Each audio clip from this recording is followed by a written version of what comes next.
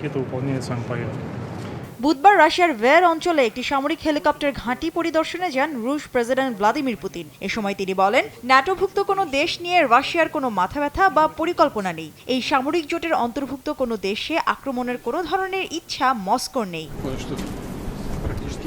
এমনকি Poland, Baltic দেশগুলো কিংবা চেক রিপাবলিকানকেও আক্রমণ করবে না রাশিয়া বলে জানিয়েছেন প্রেসিডেন্ট পুতিন। কিন্তু পশ্চিমা দেশগুলো যদি ইউক্রেনকে সহায়তার নামে F-16 জঙ্গি বিমান পাঠায়, তাহলে চুপ করে বসে থাকবে না রুশ সেনাবাহিনী। যুদ্ধ বিমানগুলোকে গুলি করে নামানো হবে বলে হুঙ্কার দিয়েছেন রুশ প্রেসিডেন্ট। এ সময় যে কোনো মুহূর্তে ন্যাটোকে আক্রমণের শঙ্কাও উড়িয়ে দেন প্রেসিডেন্ট পুতিন। পশ্চিমারা শুধুই প্রোপাগান্ডা ছড়াতে পারে, রাশিয়া যে কোনো সময় ন্যাটোর সাথে যুদ্ধে জড়াতে পারে। এটা খুবই উদ্ভট কথা, এটা পুরো অবাস্তব, উদ্দেশ্য প্রণোদিত কথা।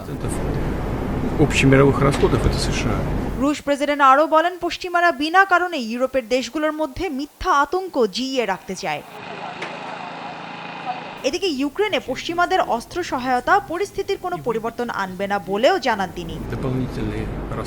এদিকে রাশিয়ার জব্দ অর্থ মুনাফা দিয়ে ইউক্রেনকে সামরিক সহায়তার পরিকল্পনা এগিয়ে নিতে সম্মত হয়েছেন ইউরোপীয় ইউনিয়নের নেতারা। গোলাবারুদের প্রচন্ড সংকটের মধ্যে গত 21শে মার্চ এই সিদ্ধান্ত নেওয়া হয়। এই পরিকল্পনা চূড়ান্ত হলে রাশিয়ার সম্পদ থেকে ইউক্রেনের জন্য বছরে প্রায় $330 কোটি ব্যবস্থা হতে পারে।